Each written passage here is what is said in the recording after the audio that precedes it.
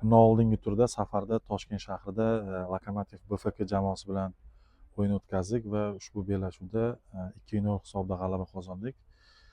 Uchrashuvni ham yaxshi o'tkazdik. Ozgina o'sha sun'iy maydonda o'yin o'tkazganimiz uchun bolalarda ozgina qiyinchiliklar paydo bo'ldi.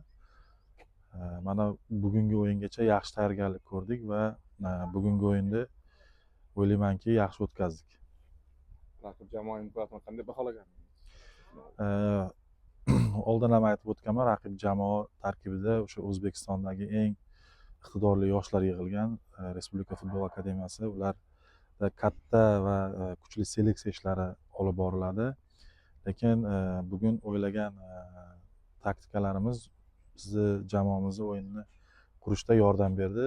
O'ylaymanki o'yinimiz muxlislarga yoqdi. Ikkinchi bo'limda biroz charchoq sezilgandek tuyuldi jamoada. Buni nima bilan izohlash mumkin?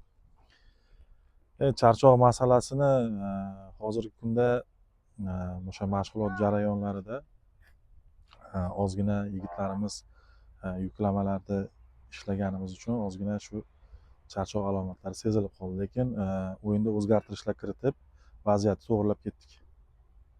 Oldindagi o'yin haqida, kubok uchrashuvlar haqida ham to'xtaldi.